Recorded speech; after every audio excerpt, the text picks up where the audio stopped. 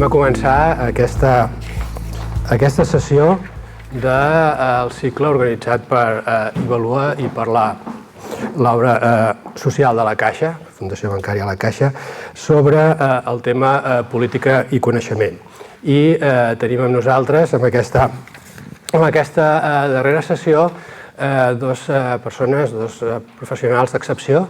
Per un costat tenim en Tom Gash, que és actualment director de recerca de l'Institut for Government a la Gran Bretanya i va estar participant en el període del govern Blair com a assessor en temes de reforma organitzativa i anàlisis de polítiques. També ha estat molt actiu en temes, o té molt interès també en temes de política criminal i ha estat també assessor en diversos governs i amb diversos també grups d'anàlisi en organismes internacionals. D'altra banda, tenim el senyor Joachim Möller, que és professor catedràtic de la Universitat de Regensburg i és també director de l'Oficina Federal del Treball, l'institut que es dedica a estudiar les polítiques d'ocupació dins d'aquesta oficina i també té moltes publicacions en l'àmbit de les polítiques del treball. Tots dos ens parlaran durant uns 15 minuts cadascun sobre la seva visió de l'estudi, de l'anàlisi empírica, l'anàlisi aplicada de les polítiques públiques per poder fer avaluacions que aportin evidència empírica i resultats sobre les activitats, les polítiques que fan els governs des de la seva perspectiva, des de la seva experiència professional, des de la seva tasca com a assessors, com a persones que han impulsat de forma intensa aquestes anàlisis de polítiques orientades a estudiar les activitats concretes, les polítiques concretes dels governs i també, una vegada després de la seva presentació, les seves presentacions, obrirem un diàleg amb tots vosaltres per poder comentar, discutir amb més detall algunes de les qüestions que ells presentin o també qualsevol altra qüestió que vulguin plantejar, també relacionades amb la situació com és en el nostre país, com funcionen aquests temes. I res més, moltes gràcies per haver estat amb nosaltres i parlarà primer el senyor Tom Gash, que ens parlarà més des de la perspectiva de l'experiència a Gran Bretanya, la seva experiència. Gracias. Thank you very much, Professor Jordana, and thank you for inviting me to speak with this very important group of people today. I'm the Director of Research at a place called the Institute for Government, which is a charity based in the UK. I was actually one of the people who helped to set up the Institute 7 years ago, and we're an independent charity focused on improving government effectiveness. We have representatives of different political parties on our board of governors, but we're completely not funded by government, and our money comes primarily from charitable sources. Before that, as was mentioned, I was the senior crime policy advisor in Tony Blair's government from 2005 to 2007, and I've got a bit of experience elsewhere as well from consulting and also being around government for quite a long time now. What I'm going to try and do today is to persuade you all that influencing policy is not just about influencing specific individual decisions that governments might be making at a specific point in time, but that if you really want to influence policy, or if you're in government and you really want to change the way in which you use evidence, you need to think about the institutions in and around government that both supply evidence and make government take evidence seriously, make it politically difficult to ignore evidence. We need to align our politics and our good administration. We need to align politics and evidence wherever we possibly can.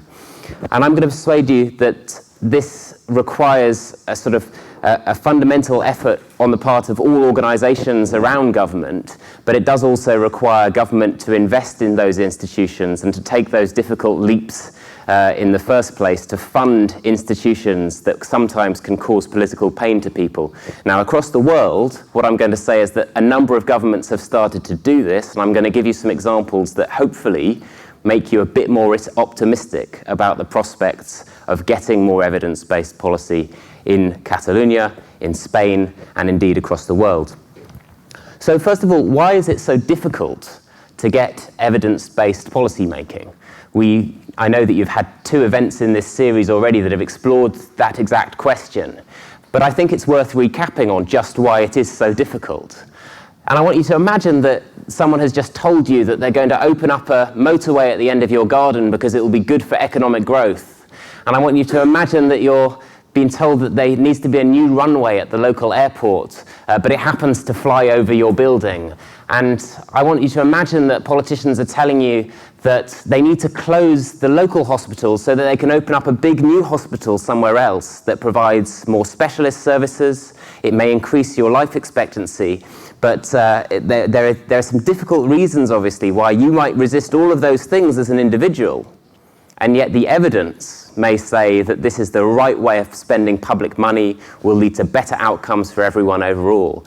So getting evidence into policy is difficult because it requires governments to find ways of compensating losers and making winners and losers and managing the politics around that. It's genuinely hard to be a politician and to sell certain evidence-based ideas to the public. It's also true that different people will have different priorities and value different things. So if you're trying to influence policy or trying to make decisions as a policymaker, there are some questions that you have that are so incredibly difficult. One of the areas I work in is criminal justice, and one of the big debates in criminal justice is how much should we use prison? Should we increase sentence lengths in order to reduce crime? Now, a lot of the work that I've done and a lot of work that other people have done have said that actually increasing prison sentences does not do very much to deter crime, does not prevent crime very cost effectively. And so a lot of academics are out there and they're saying, well, actually, don't spend more money on prison. It's a terrible way of reducing crime. And I completely agree with that. But there is another reason why people choose to put people into prison, and that's for punishment purposes. And that's a different set of values. It's a different equation. So sometimes debates about evidence are also debates about values and what different people value. Again, that's really difficult to manage effectively. And in some cases, of course, it's hard for politicians to sell evidence-based ideas because simply the things that sound like they should work don't work. I was talking earlier about with somebody about the program called Scared Straight that was introduced in the US and became very, very popular. It was a system whereby teenagers who were getting into trouble with the law increasingly were basically taken to prisons, and they had lots of very hardened criminals with tattoos and chains and all sorts of attire shouting at these teenagers and saying, it's terrible in prison. If you came to prison, I'd beat you up, I'd do this, I'd do that, I'd do the other. And this sounded like a really good idea at the time, and there was a documentary made, and the documentary maker claimed that obviously the people who'd been part of that documentary program had not gone on to offend as much, had not gone on to commit as much crime. But in practice, of course, once they repeated that study, they found they did it properly and scientifically. It proved that actually not only did it make no difference to their offending rate. In some cases, actually having that intervention may have made people more likely to commit crime because they somehow looked up to these super tough role models and wanted to be even tougher, like the tough people who they were seeing in the prisons. So that idea sounded intuitively attractive, was popularized, and turned into a model that spread across many countries, including the UK and the US, around boot camps, taking young offenders and giving them sort of a military-style treatment and being tough in order to stop them getting into further trouble down the line. And so this idea sounded very attractive, but of course, and the public were quite supportive of it, so the public really thought this was a good idea, but actually the evidence would tell you that it didn't work and was actually counterproductive, a complete waste of money. So there are many reasons why it's very difficult to get evidence into policy, and we need to genuinely understand just how difficult it is and why it's difficult to get evidence into policy making. But I'm going to also say that we need to navigate these obstacles, and we need to do that by increasing the supply of evidence, and that requires institutions that supply good evidence, and I think we're going to hear more about that later, so I won't go into too much depth on that. But one example from the UK that's very interesting is an organisation called the Low Pay Commission. The Low Pay Commission effectively judges the right level for the minimum wage in the UK, so the minimum amount that anybody can earn.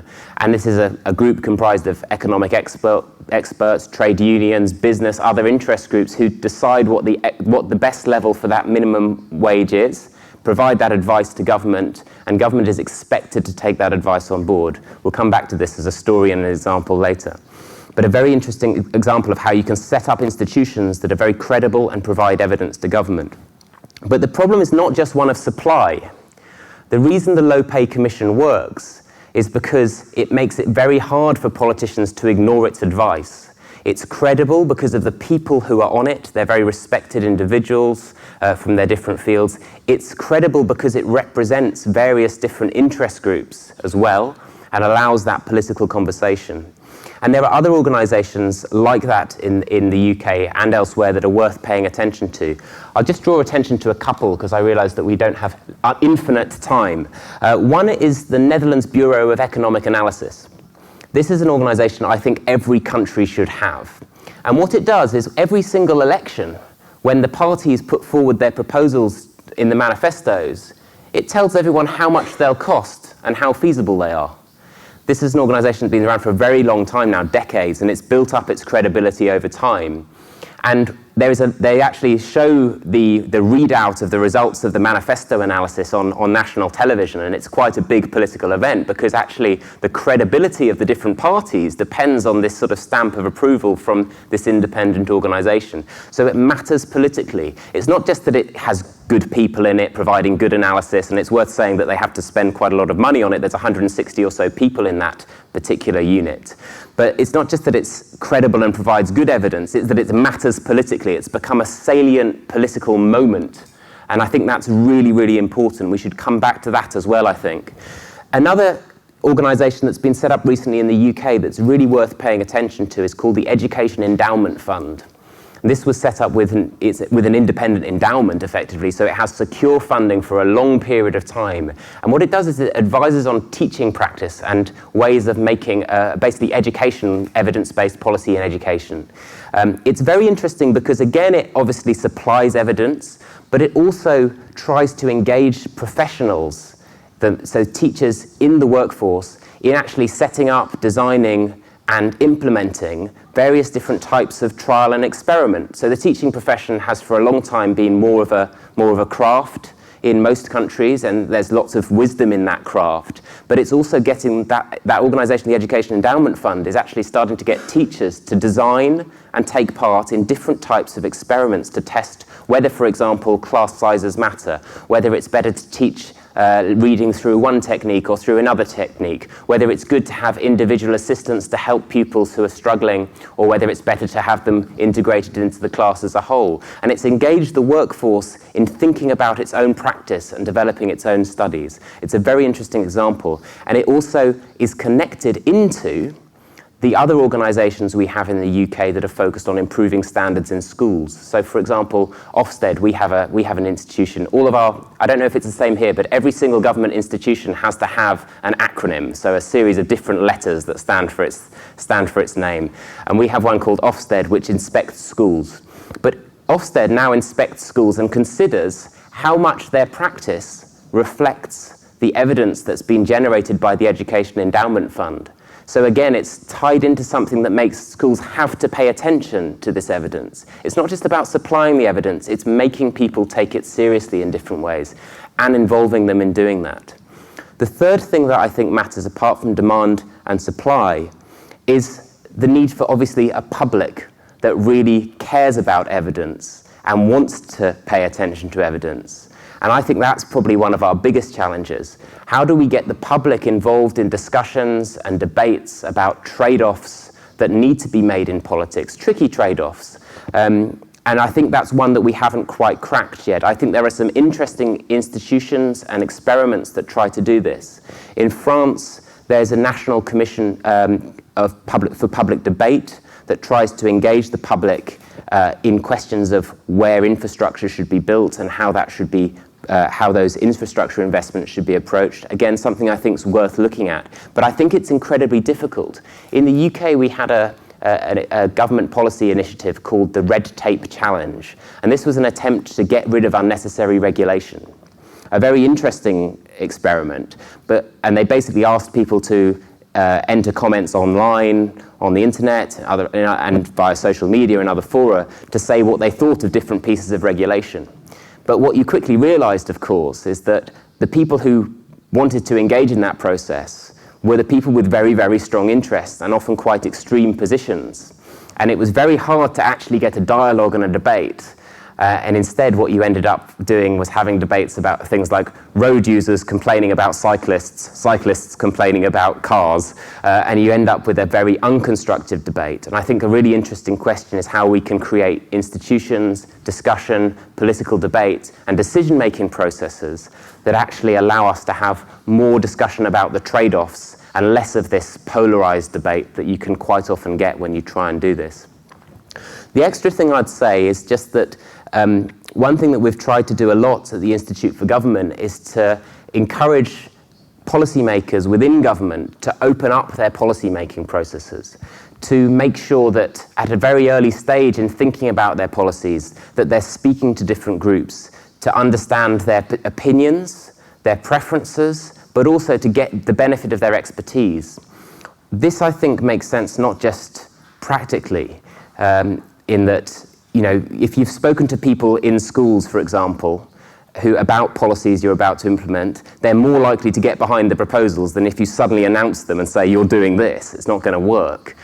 It works, but it works practically because you obviously get less political resistance to reforms when they're discussed in an open way early on before you announce your specific measures, and then the government finds out that the public doesn't like them, or the professionals don't like them, or this institution doesn't like them. So testing early on and adapting what government is doing is obviously a much more effective way of making policy, and we've tried to push that a lot from the Institute for Government. And actually policymakers often do see the benefit of that testing process. But in the pressures of day-to-day politics, the pressure is always to make a quick, bold announcement. And so it does take a very intelligent and brave politician to say, actually, I'm not going to announce something immediately, I'm going to take my time, I'm going to consult, I'm going to engage with different groups and think about a better way of doing things.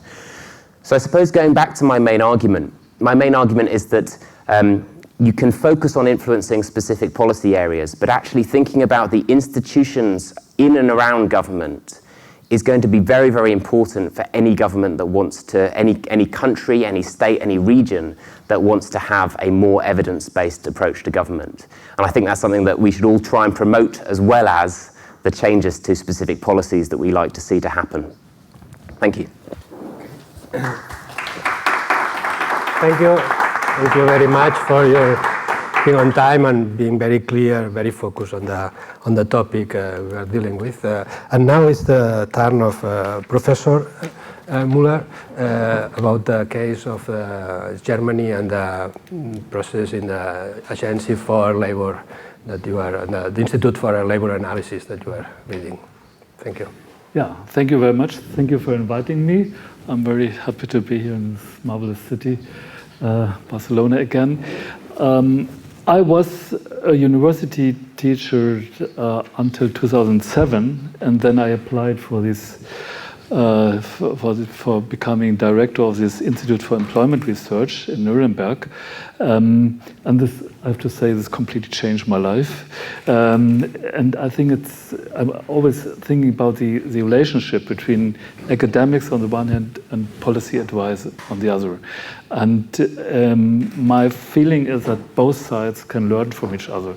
I think that in economics we have a really, in my view, problem of the discipline, and the problem is a problem of relevance of our research. In many fields, economics does fancy mathematics, etc., but it's more or less irrelevant with respect to social problems. And on the other hand, you have this very close to policy sort of research, which is not really, that does not provide sound evidence in many cases. It's only sort of delivering arguments for political parties. And to have a really good relationship between academics on the one hand and policy advice, I think that our institute is a rather good example for having this good compromise in that. So let me say some words about the institute. It's, I think, very important is the point of funding. It's financed by the the workers and the employers that pay social contributions. In Germany, the system is 50% paid by the workers, 50% by the employers. And I always say, the institute costs the typical worker or firm €1 a year. That's not very much, but we have 30 million workers, and so it gives us a lot of money for doing research. We have 400 people employed and 170 researchers in the institute. So we are really one of the big German institutes in the field, and I think on labor market research we are by far the biggest. And but the funding gives us sort of independence, because I have to say that the Federal Employment Agency in Germany has a sort of self-governance, which consists of unions, employers association, and the so-called public party. And these groups together form the steering committee of the employment agency. And from this construction, we have sort of neutrality. And we are considered to be a neutral research institutions. That's completely different if you're an institute which belongs to the union or to the employers association. Then it's, in many cases, it's quite clear what your position is. In our case, a journalist once said to me, if I get a report from the Unions Institute, I already know what is their position. But if I got a report from your institute, I'm not sure is it in this direction or in the other direction. And this should be the case. One should be independent. We try to combine really excellent academic research and political advice for labor market policy. And our stakeholders, the main stakeholders, are of course the Federal Employment Agency itself, which is a huge institution with more than 100,000 workers in that institution, with agencies spread all over Germany. So they're doing really they are the caseworkers of labor market policy in the field. So in this big institution, and of course there's a lot of need for policy advice for labor market instruments, etc. And the other stakeholder, of course, is the Ministry of Labor. The Ministry of Labor, I have to say, it's a lion's share. It's funded by social contributions for our institute, but 20% or so it's financed by the Ministry of Labor. And I think the construction we have found is quite productive, and perhaps I can talk a little bit about that. Because in my view, it's something of an ideal construction. In the Ministry of Labor, there's sort of what I would like to call a mirror department of our institute. So it's a group of relative young people with academic background who knew the new kind of methods we are employing in the labor market research. So they are really expert in that, and they understand what we are doing. And they have the task to transmit the results we have in our studies to the ministry. And this works quite well. And how do we organize our work for the ministry? We have long-term agreement. We set up certain projects, for example, on specific labor market instruments. The ministry would like to know what are the effects or the impact of these instruments, and we are doing research on that. And these are more long-run oriented. And we have twice a year 2 days of really an intensive exchange between this mirror department, as I explained before, and our institute. And we're talking about what's going on in the different projects, what are new findings, etc.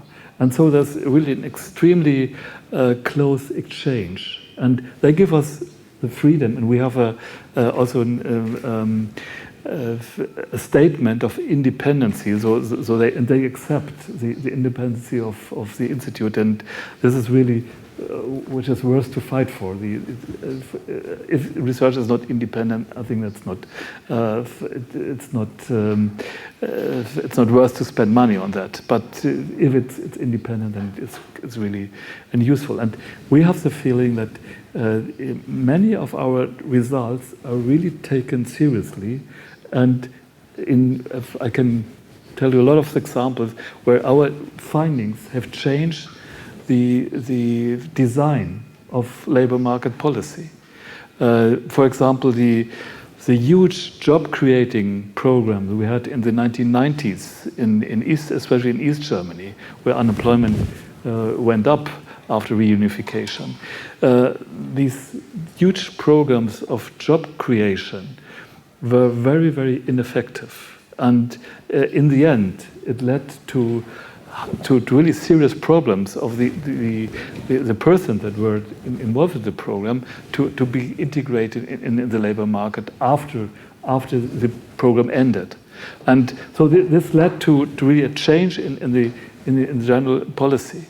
And there are other examples where I can show that the influence of the institute has really changed policy in evidence-based way, because and perhaps I have to say that we have one of the advantages at the institute is that we have really, really good databases. So independency of research is one thing, but you need good data to do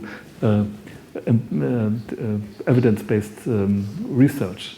Of course, and we have from the social security system in Germany, we have personal data, individual data, goes back to 1975, and it's exact to the day for, say, 100% sample of all German workers. And we have all the demographic characteristics, we have earnings, we know when people became unemployed or when they participated in a training measure, etc. So it's really a wonderful basis for doing this scientific work, and the methods in labor economics have more or less exploded. There are really, really good empirical methods to do this research, and we can show in a lot of fields where which kind of instruments are effective, which are not, and so I think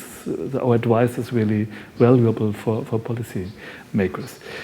Just to give you one example, in the German system, or in German law, it is so that if a person becomes unemployed, then he has to go to the employment agency, the local employment agency, and he talks to the caseworker.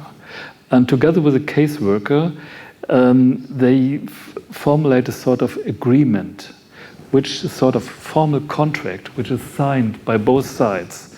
And on the part of the unemployed, for example, he says, I will send 5 applications a month to different firms, etc. From the part of the caseworker, that okay, I can offer you a training measure of this sort, etc. And so a contract is formulated and signed by both parties, so to speak. And the question, this costs a lot of resources. It costs time of the caseworkers. And the big question is it an effective measure? Does it really lead to faster integration to the labor market of these unemployed or not? And what we did, and I think it's only possible when you are part of this big institution, we selected a sort of local agencies, and we set up randomized field experiment. So the caseworker, he gets from the computer the order to formalize such a contract or not. And it's even more complicated. In some cases, this can be done immediately, the sort of agreement, or perhaps after 3 or 6 months. And because of this randomized field experiment, we are now ready to say whether this measure is effective or not. And what comes out is that it depends on the target group. For example, the workers, and it's quite plausible, I think, the result, if you have a worker which is close to the market and who has very favorable conditions or characteristics, and then the agreement is not effective because this person is integrated very soon in any case. And also, at the opposite side, a person with a lot of characteristics that hinder the integration into the labor market, for example, health problems, older age, does not speak German, these sort of characteristics, then it also does not work because then these people, they write one application after the other and they only get they're not successful with that. And this is, of course, a source of frustration. And they do it in some way or the other, but it has no effect. But in the group in between the, say, low and the high risk people, this sort of agreement is very effective. And of course, we now have the result, and we give it back to our institution, to our mother institution, and to the ministry. And I'm quite sure that will end up in a change of the law, and it will change in the practice. That's one example where I think evidence-based findings influence policy decisions. Perhaps I stop here. I have a lot more to say, but first in the discussion. Okay. Thank you very much. I think it's a very good presentation of your work and the role of your agency and your institute in the policy process in the labor policy in Germany. So let's open now for questions to the floor, and si teniu preguntes, comentaris. Sí, veig que n'hi ha. Endavant, sisplau. Ho fem en anglès o en català. So how is government expected to comply with this evidence in a way, and what derives from evidence, and the recommendations that these organisms, oftentimes part of government, oftentimes independent organisms, how is it obliged to comply with this if the members of these organisms are often appointed by government itself, and in a way there is a gray area on how this should happen given the government takes place, or rather participates in the process of the making of these bodies. Thank you. Do you want to? I think that's important. How the who is appointed by whom? That's clear. That in general it creates sort of dependency, I would say.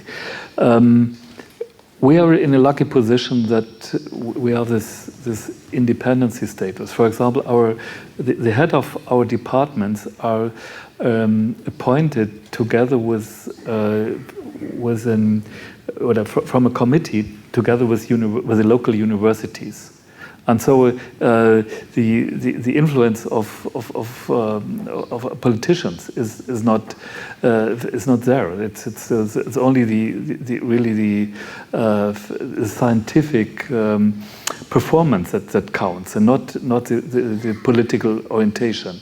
And I think that's really important. Not to, if you select your people according to the general political opinion, then I think that's the same with if you're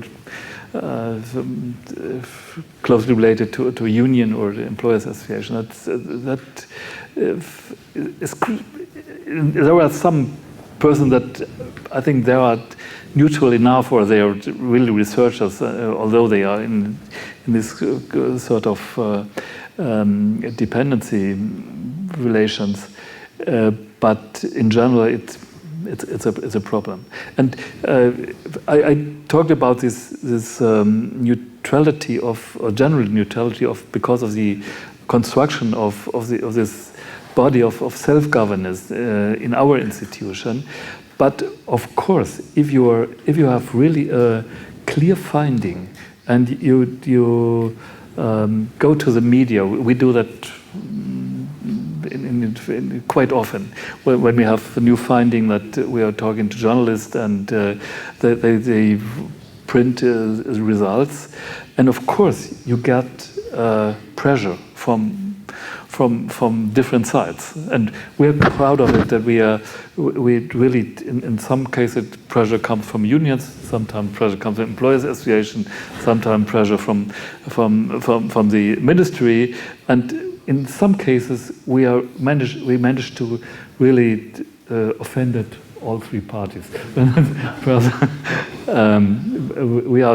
But this is neutrality, and of course you have some cost to pay. It's not easy to resist this pressure, but it's possible, I would say. I would say that obviously who appoints whoever is running an institution, or a team, be that in government or outside government, matters, because, as you say, that creates a certain type of natural loyalty or a sense of affiliation. It affects perceptions as well of that organisation and how independent it is. And actually, I'd put it slightly the other way around. So if you want to set up an institution that's going to provide evidence to government and build its own knowledge as an institution, it's going to learn and learn and learn, it needs to be around for quite a long period of time. Organisations take time to grow and to build their capability, and normally that they start to reach maturity 3 years in, 5 years in. As I mentioned, I've been at the Institute for 7 years, and that's basically how long the place has been around. And I would say it definitely took us a few years to really learn about what we're doing, and we're still improving all the time as an institution, learning about what works. Now, if you want an institution to be around, it needs to be around for a long time, then it needs to be able to survive changes in political leadership. And in order to survive changes in political leadership, you can't be seen as too closely tied to another party. And so actually what I would say is, if you really want evidence-based institutions, or institutions that are seen to be evidence-based and independent, then they probably need to have something that allows them to be seen as that, as well as they need to be it, but they need to be seen as it as well. So political appointment is risky in that respect. At the same time, you need to have people running those institutions who understand politics and also understand which issues to tackle and which issues not to tackle.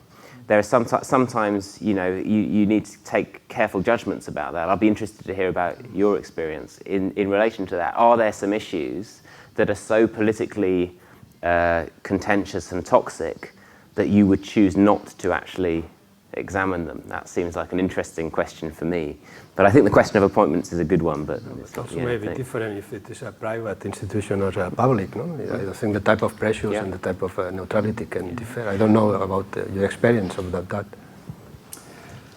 I think that in general we have no taboos in research. But we know if we publish, for example, something on the development of wage inequality, which, by the way, has increased a lot in Germany.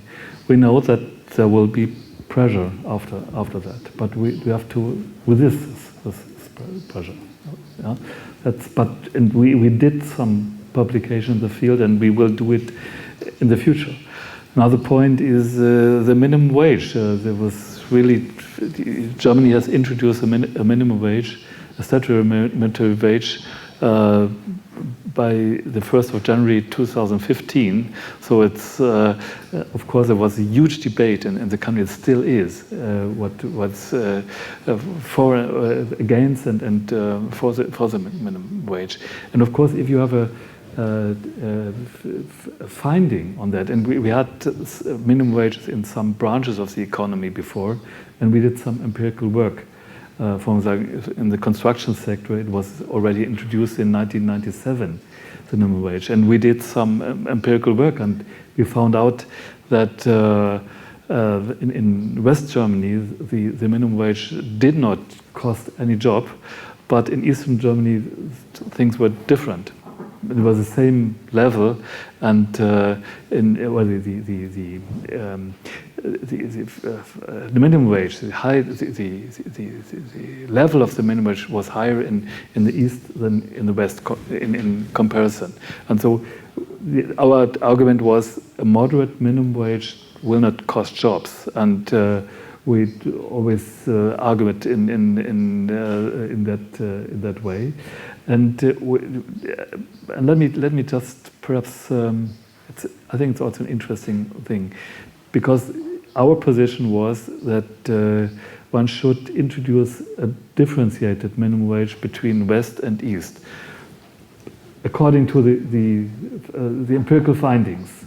And one has to know that productivity in the East is 20% lower than in the West. So introducing the same level might cause some problems. And it seems that it's really the case that if there are problems with the minimum wage in Germany, then they are in the East, because wage level is much lower. But we published this sort of recommendation as well. But from a political point of view, it was not possible to implement such a division, because I can fully understand it. As a politician, you cannot say the East Germans are different from the West Germans 25 years after reunification or so. That's people do not understand this, and is what politically it was not possible to implement that. But I think that one has to acknowledge this. But yeah, it's a different position. As a researcher, you can say what the likely impact, but as a politician, you have to consider other restrictions, of course. There were more questions here, I think. No? Yes. My question was just a moment. About your board for Professor Möller. You said that you have the trade unions in your board and the employers and a third party that I didn't fully understood what was this third party. It was public institutions, but the main public institution for the labor market is the Federal Ministry of Labor and Social Affairs. So it's mainly it's mainly the ministry, other third party. So there's another question. Oh, yeah. Hi. Sorry. My question is, how do you make the switch from talking about auditing accounts in the government to evidencing programs? Okay. So I just came back from Argentina, and there were two programs that were presented that kind of brought my attention. One was the reintroduction of the mandatory military service, which was eliminated in 1994, and there is actually evidence that that program, the military service, would increase crime. Okay, but now politicians are trying to reintroduce it as a way to reduce crime in Argentina. Okay, and there is another program in Argentina. There is an income transfer program. This income transfer program has shown some evidence that it increases fertility in low-income groups, but the truth is that the effect is really, really small. But people on the, let's say, right wing of the country talk about this program as the biggest way to increase fertility. But so there is evidence, nobody uses it, but they will really talk about corruption or auditing accounts in the government, how the money is spent, but nobody talks about what I think is more interesting is, are we doing something that it actually makes sense or it actually works? And I think in Spain we have this, in Catalonia we have the same problem. We talk a lot more about auditing and not about evaluating the evidence of whether the program works or not. And I don't know how you can make the switch in the, at least in the public. Well, no, I suppose that's the whole question of the debate. How do you really make politicians and policymakers and the public take evidence seriously? And so I was talking about the value of some of the independent institutions for playing a part in that. One of the other areas, of course, is the question of how media reports stories and how the public understands them. And then I think sometimes I think that sometimes evidence is also quite heavily misused. So the example that you're talking about there with the increase in fertility rates, very small, maybe not statistically significant, a particular case at a particular time. One of the challenges for policymakers is actually to sort of recognize the limits of evidence. So with the national service example and crime, I don't know of any study that completely proves the impacts of military service on crime. There may be a study that has a theory about what happened to crime when military service existed in Argentina, but we're unlikely to know perfectly. We just have information that can help us to make decisions. We have, sometimes we have lots of information, sometimes we have a tiny bit of information. And so one of the challenges is when there isn't very much information, how do you make decisions? And I think that's one of the questions that is really hard, because I don't necessarily believe that in all areas it's very easy to set up institutions that can help you answer all policy questions with certainty. You still have to sometimes take your best guess. You have to say, this looks like, on balance, it's the best thing to do. But if you do that, I think what's more important is that governments start to find ways of placing their bets more intelligently so that they can learn from them, and not just that they can do the whole thing and then say 10 years later whether it worked or not, but try it on a small scale and see what impact it has and see what you can learn from it, set it up so you can evaluate and learn from it. And then you get into some questions, obviously, about why you should give a program to one group and not give it to everyone else. But I think policymakers need to be brave about that and say, well, we think this is a really good program and we're going to trial it in this part of the country or in this area or with this group. And then if it works, we'll roll it out more widely. And they can set out the timeline and they can announce it as if it's happening across the whole country, but in time. But there is a need, I think, for us to be more honest about when we just don't know the answer. And when we don't know the answer, to do things on a small scale, evaluate, learn from what works and what doesn't. Perhaps, I totally agree what you said. We are, in many circumstances, we do not exactly what is the case. We have to be honest. Of course, it's 100% security is, you never have it. But I think there, in some cases, you have really strong evidence, and then you should also, of course, communicate that. But I would like to make a different point. In some cases, I think the empirical evidence can also lead to solve a political or a problem within the government. For example, in Germany we have a coalition from Social Democrats on the one side and Christian Democrats on the other side. And with the minimum wage, which was now introduced, the opinions are a little bit different. For example, the Christian Democrats opted for several exemptions, and the Social Democrats and the unions did not want to have any exception from the minimum wage. And so if a point was long-term unemployed, should they be obliged to be paid the minimum wage or not? And this was really a conflict within the government. And it's now written in the law that after 2 years there should be an evaluation. Our institute will do that, by the way. And then we have very good methods to check whether there's an impact of this exception or not.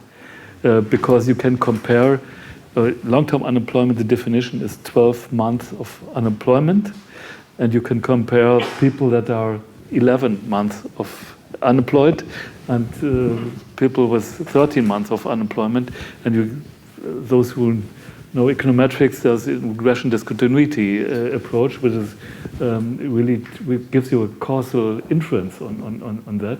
We are doing that with the data, and Parliament will decide on the basis of this data. And I think that is perfect in my view, and it should be in other policy areas as well. But I think the labor market, in my view, is a good example for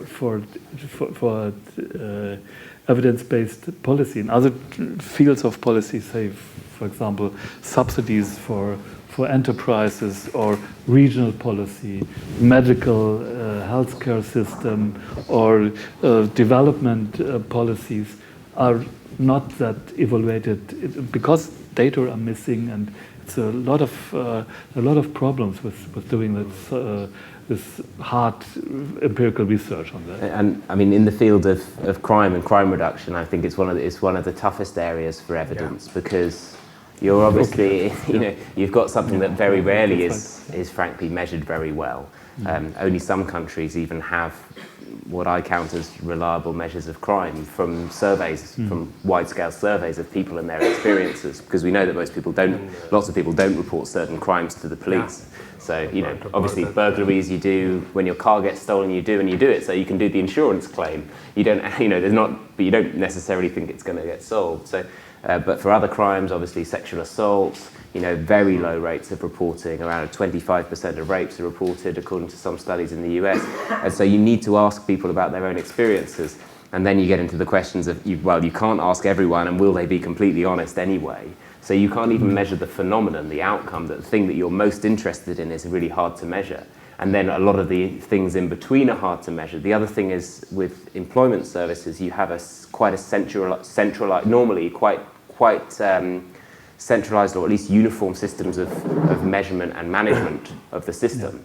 And so I think that helps a lot, rather than in criminal justice there's a huge diversity of agencies and organizations involved, and different measures and ways of measuring inputs and outputs and outcomes along the way as well. So I think crime is a particularly tricky area, and it's one where it's also one where there's no clear single professional discipline, academic discipline that really sits behind it, because you could say there is criminology, but actually really there's sort of sociology, economics, there's law. They all have very different ways of thinking and examining the question of crime and considering crime and what you do about it.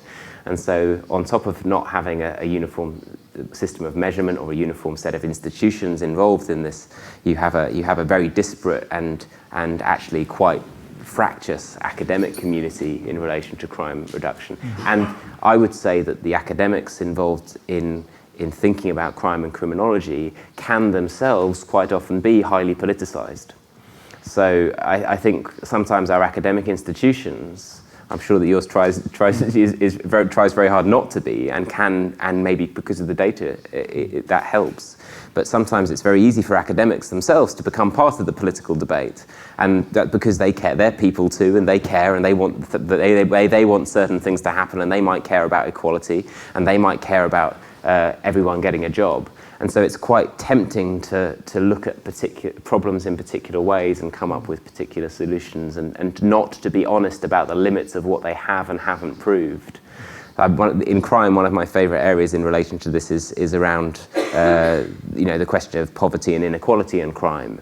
And there are plenty of people on the left, many of whom who do excellent work, and there are also people who will overclaim for the impact of poverty and inequality on crime. They will say it's clearly proven that inequality drives crime rates, for example. And well, it's just not known. It's a plausible hypothesis, and there are some reasons to think that there may be a connection between inequality and crime. But how that connection works, and where it works, and if you would, and it seems very uncertain indeed. In fact, inequality has been rising across the Western world for the last 20 years in most jurisdictions, and crime's been falling, so that would suggest the opposite relationship is the case. And so there's a lot of complexity there, and I think it's really important that academic institutions don't get drawn into the politics as well. And I think that's why being really careful about what the evidence can and can't tell you is important, because otherwise you're not serving a separate function from the policy advice or the support that might be closer into ministers, that tends to come up with quick solutions and doesn't have time to look at the evidence carefully. I think a very important point in my view is not to monopolize the data. In open society, it should really be the case that data or the data resources are open to all researchers. Of course, you have to, for example, with our social security data, you need really you have to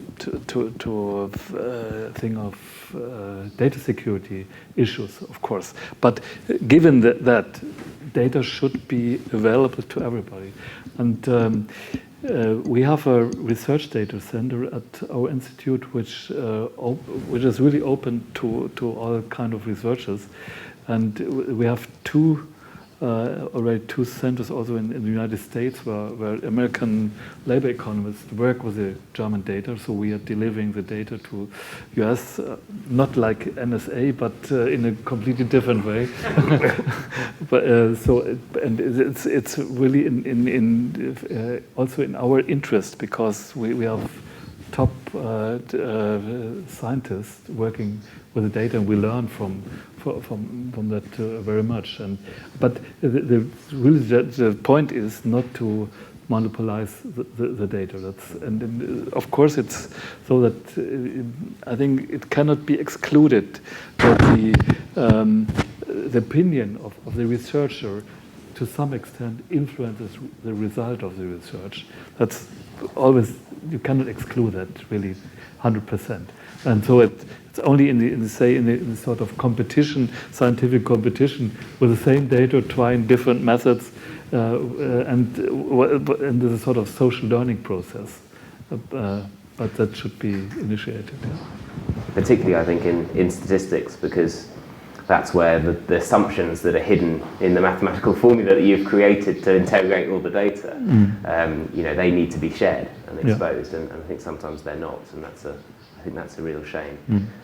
Interestingly, the Institute of Government, we often use government's data on itself, but we're quite interested in presenting that data in different ways. So we're very interested in public administration at the Institute of Government, effectively, and we've started to find different ways of presenting data on things like the number of people employed by different government departments and how those have changed. We're trying to present more and more stuff graphically now, and we're trying to use information like, we're trying to use information sources like social media and things like BuzzFeed. I don't know if anyone has come across BuzzFeed, but to tell stories about what's going on in government, to try and open that up and share that more broadly. Initially, I think mostly with a smaller community of data journalists, people who are interested in that kind of thing, but hopefully over time to reach broader audiences by trying different things. My colleague Gavin Freegard at the Institute has been driving a lot of that with Julian McRae, our Deputy Director, and And there's some really interesting stuff that you can do now in terms of presenting information and data in a more engaging way. And I think that's going to change a little bit about how people interact with government. Thank you. There was another question. Please. Microphone. Yes, I understand that you are advisors to politicians as policymakers, but these same politicians all of a sudden become political contenders because they have an election, they want to win it, which is understandable. And what happens to evidence when it comes to this political process? Do you think that citizens value evidence when it comes to compare proposals? What's the link between evidence and electoral-based democracy? Want to answer? I think that I think you said it before. It's you have to make it costly to ignore evidence. I think that's the point. And of course, politicians they are. Especially in times of elections, they are blind on one eye, and they ignore some of the evidence. But again, there's a process. I think the media play a big role in that, and of course, I think in the political debate, evidence plays a big role, and in many debates, people are trying to get some arguments from scientific research, and perhaps it's limited. But my feeling is that it increases over time. That it becomes more rational in the end over the years. I'm not sure, but it's my public opinion. At least in my field of study, this is the case. I mean, there is more information and more knowledge among the population, among the journalists in general. Yeah. That's more information, and it's of course, I think, a task of a scientist also to transfer it to say simple language.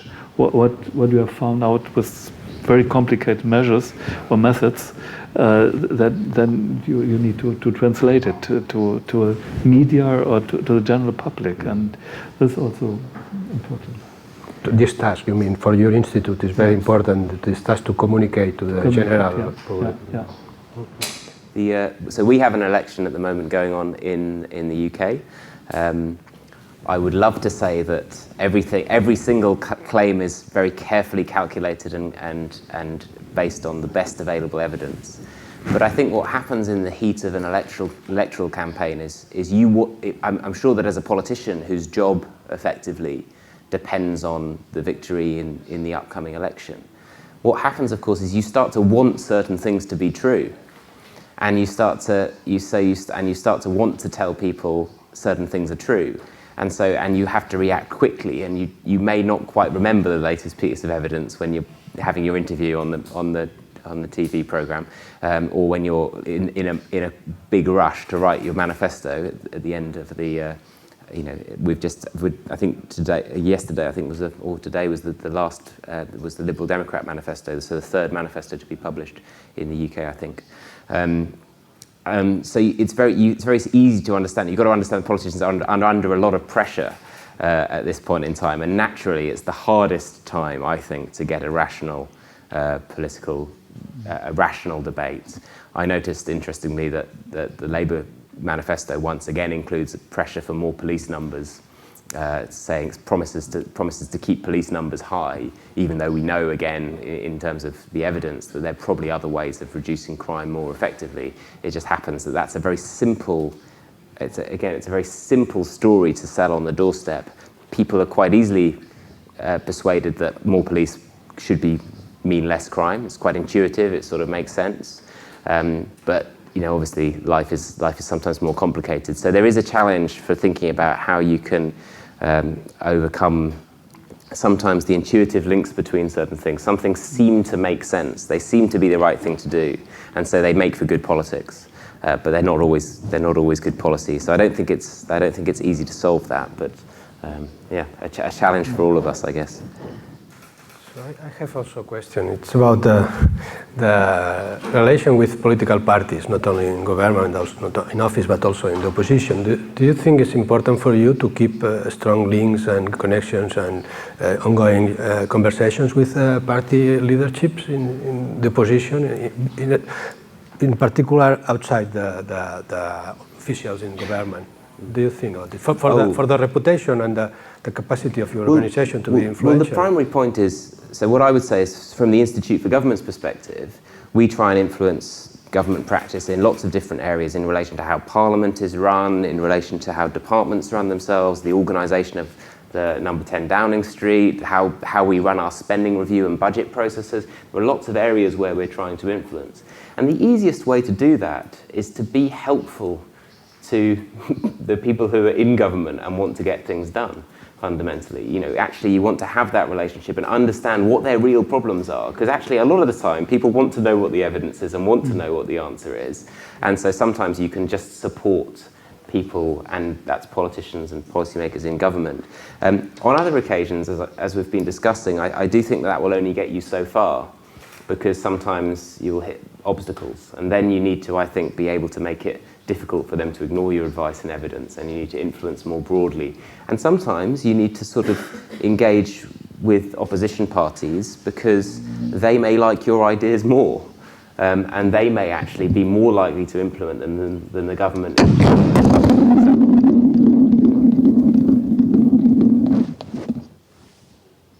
Parties and individual relationships with politicians. The other reason it's important is because both for politicians and policymakers, I think there is often a shortage of useful learning and development, particularly politicians. So politicians aren't really encouraged to think about themselves as a sort of profession that needs to develop certain skills and the understanding of certain issues or certain ways of working.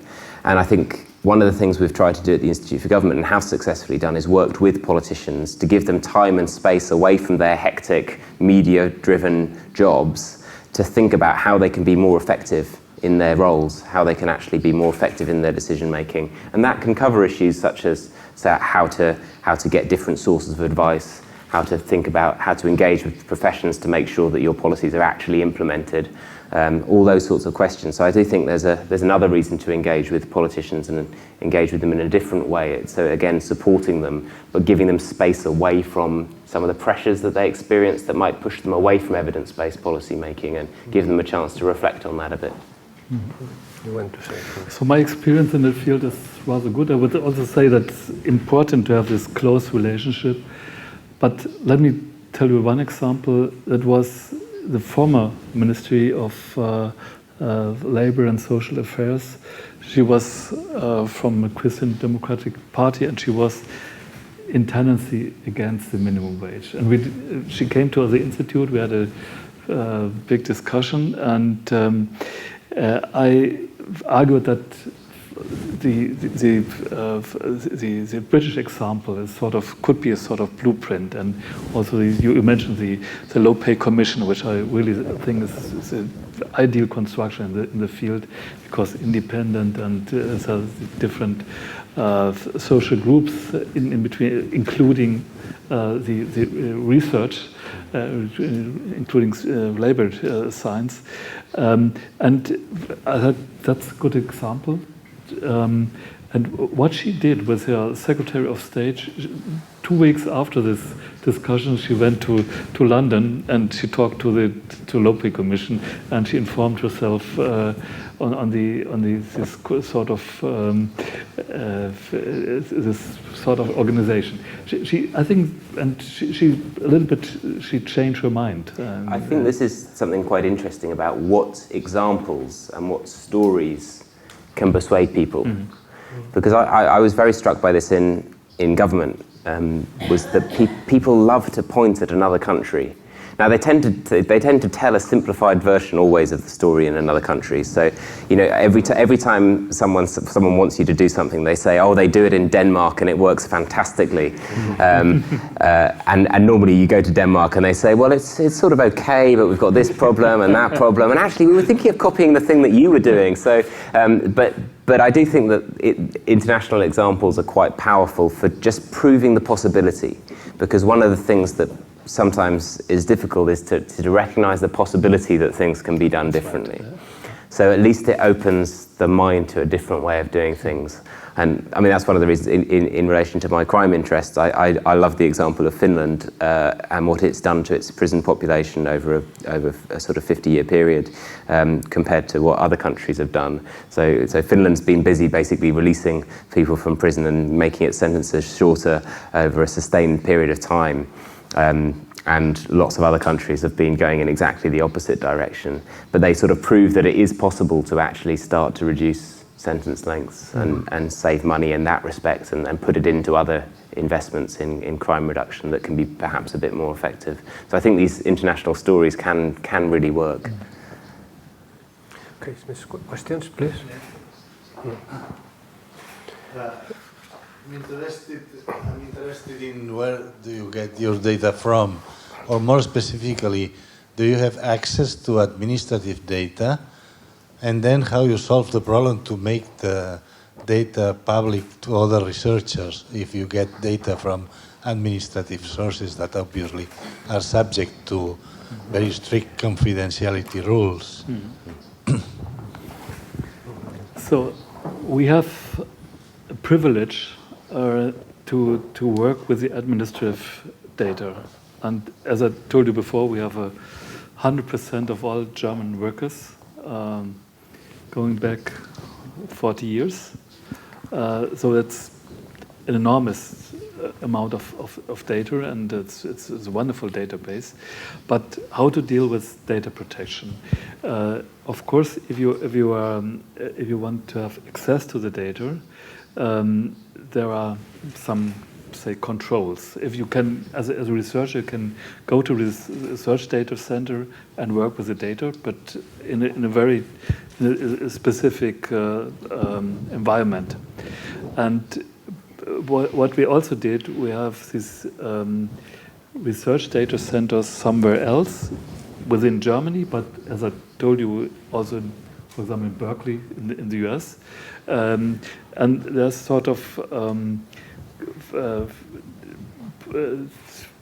data protection concept we have implemented. So that there's sort of technically this thin client, and you cannot put the data from the computer, but you can work with the data. Of course, the data are in Nuremberg, but you have the possibility over long distance to start some computer programs with the data, but you cannot get the data from the server. That's the idea, and this is a protected environment. You have to show your identity card before you go into this area, and you're not allowed to take pictures of the screen of your computer or something like that. And of course they're not the clear names of persons in the data. So I mean, it's a good question. I think it goes back to the point I was making at the beginning, that if you want to really make government more evidence-based, you need to think about changing the way that government works. And one of those ways you need to change government is to make that data available. So in the UK, the government's done a lot on promoting transparency. Until recently, it was chairing something called the Open Government Data Partnership, and was trying to publish as many administrative data sets as it could. In some cases, there are confidentiality issues that need to be thought through, and technical stuff to work through. But normally, it's just about having the will and willingness to let your data go out there in a shareable format. One thing we did was we encouraged government recently to try and be more transparent about its relationship with private contractors. So a lot of public services in the UK are now run by private companies or charities, And there's a lot of concern amongst the public about how much money they're getting, how well they're performing. And so one thing we did was just said, well, government, you're interested in being more transparent. How about in all of your contracts, putting in this clause, which we drafted together with lawyers, that actually obliges government to publish the information about the money going to the contractors and some of the performance indicators that were involved in the service delivery. And so we designed something there that was which could be put into all government contracts and make that almost allow the creation in future of data sets that can be used by people. Another thing we did was we've done a lot is in relation to data on public administration in the UK is we find this data in a very, very messy state. It's all on different government websites in different documents, and unfortunately there is someone who has to go through the painstaking process at the Institute of gathering that data to create data sets. But once we've created the data set, we share that with the public. So in a sense, we do probably some of the work that you do of cleaning data and assembling data sets, and then we share it. But at least government, we've got data to work with, in that there is some data out there. It's not perfect. It's from government departments and different sources, and it's maybe got accuracy problems and so forth. We're just trying to use the data that government does put out. One of the debates in the UK has been whether government should release data that's inaccurate. This is a really interesting question. So government currently, this is not about lying to the public. This is about releasing information even though you know it might not be perfect. You know, it might be having inaccuracies, it might be double count certain people or groups or whatever it is. And actually we're of the view that if government releases the data, then you have to use it. You have to try and use it. And if you use it and you can't get anything out of it, then you have to go back to government and say, look, we can't use this data. It's useless. And that's how you create a cycle of getting government to improve its data and to use it. But if government hadn't published that data in the first place, I suppose that conversation never happens. So I think there are some real advantages for government and for other organisations just to get the information out there, and people can use it and create value with it. A lot of the data that government has huge economic value. Information about transport and travel times can really help a corporation to work out where it should put its headquarters, and that can add economic value to that company and then to the economy as a whole, and create some advantages for the country. So lots of data shared is really useful to the economy and well worth doing. So one of the other changes we need to see in government to get evidence-based government is we also need open government. We need a government that shares the information it has and allows other people to use it. Thank you. Well, we can now starting to finish, but maybe before that we can collect a few questions, or the last questions, if you have a question here. I don't know if there are more questions before we conclude. Please. Thank you very much. Take the microphone, please. Yes, indeed. Last time. So I think, well, again, thank you. It's a very interesting debate, but I think that oftentimes we actually forget about something which is at the basis of all this. And that is the assumption that policymakers do rational choices. That, in a way, evidence plus public pressure equals, well, let's make action which will rectify or change or, in a way, improve policy for the better. Now, my question is whether, in your experience, you believe that is the case, and if you think if you actually think that that's not necessarily perfectly the case, then how should we tackle this issue from both a policy perspective and a policy advice perspective, and from an academic perspective? Thank you very much. You want to answer? Well, are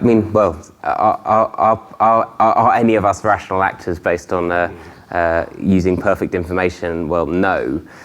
I suppose what I was saying throughout my talk was just to recognise the different pressures and goals and objectives that people have.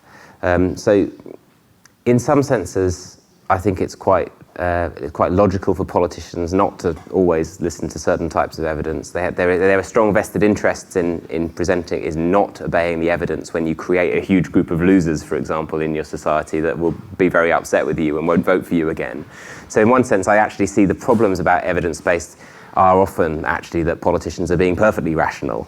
And actually the problem is sometimes that the people in the influencing community and the evidence creation community aren't frankly sympathetic enough about the fact that it's really, really hard to do the right thing sometimes, and almost need to present their information in a more sympathetic way, recognizing some of the difficulties, and therefore not present solutions that require, yes, present the solution that involves creating loads of losers, that's one option, but also think about some of the other solutions that might create fewer losers and might be more palatable. So I think politicians, policymakers are often quite rational. It's just they're rational perhaps in different ways. They have different concerns, different interests. I completely agree. I thought I gave you an example that with the minimum wage differentiated between the two parts of the country, and it's as a politician cannot be done. There are other rules of the game. You have to accept that, although as a scientist you might have a different opinion. But I think that's not. What is so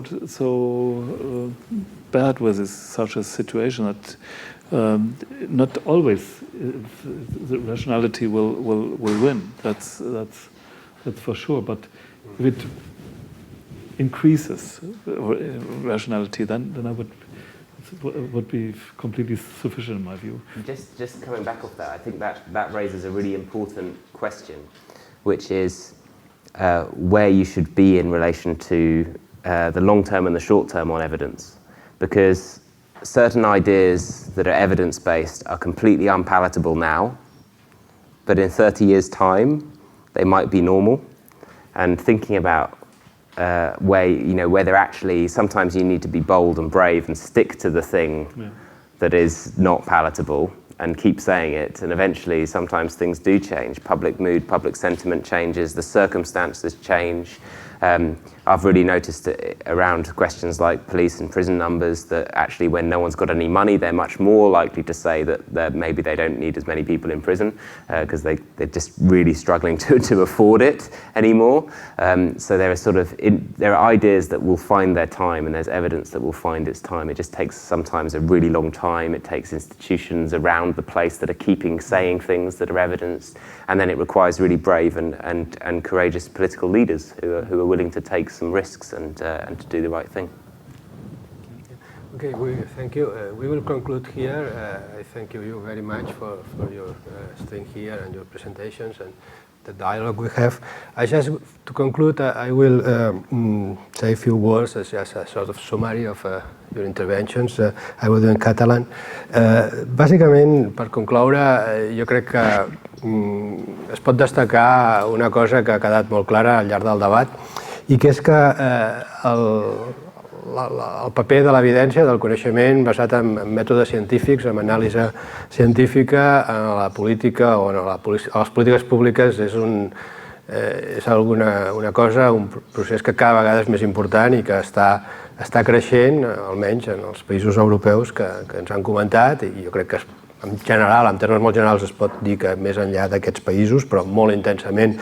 En els casos d'Anglaterra i Alemanya, que ens han comentat, ho veuen, o ens ho han dit clarament, i a més aquesta tendència, malgrat tots els problemes o dificultats que puguin haver-hi o que puguin sorgir, o encara moltes coses que podríem dir que serien molt millorables, però com ens ha dit el Tom, aquesta darrera declaració seva, doncs cal seguir insistint, per dir-ho així, cal seguir present amb la idea de defensar aquest paper de l'evidència en el procés científic, en el procés polític, i per tant tenir present aquesta identitat. També una cosa que ha quedat clara, potser no ha sigut prou evidenciada, però indirectament és que hi ha moltes maneres diferents de fer això.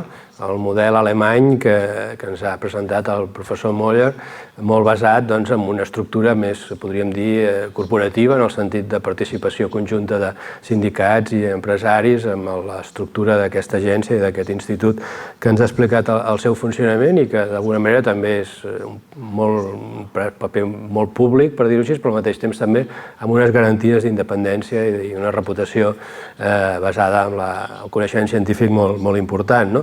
I en el món anglosaxó, com és obvi, natural, una estructura molt més liberal, més pluralista, més diversa, on també per això el paper de l'evidència en el debat polític també és igualment important i més reconegut pas a pas.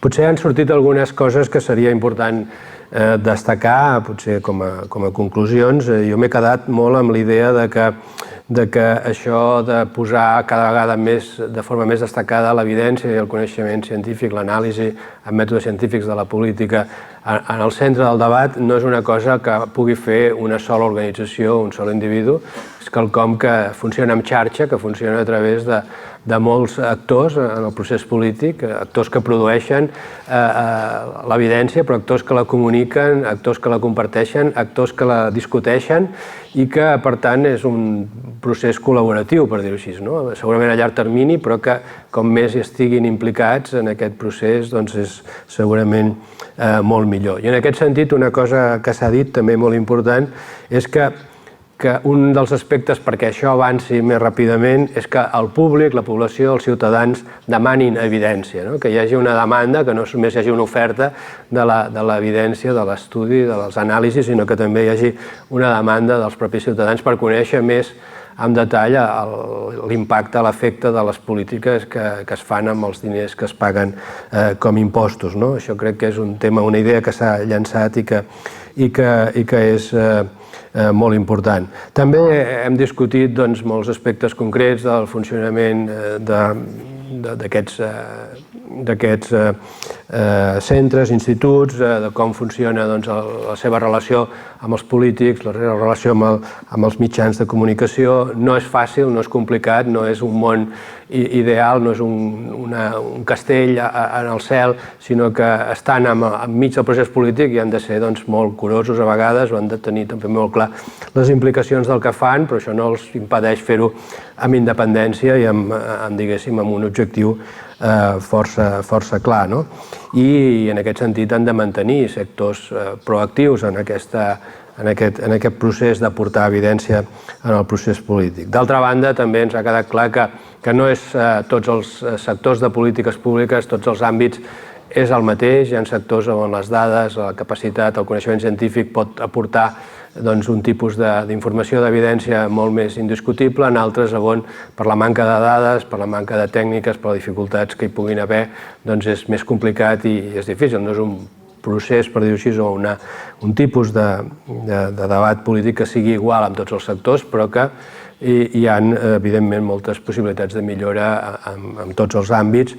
I, sens dubte, també potser em quedaria amb una cosa que també s'ha dit, i que és que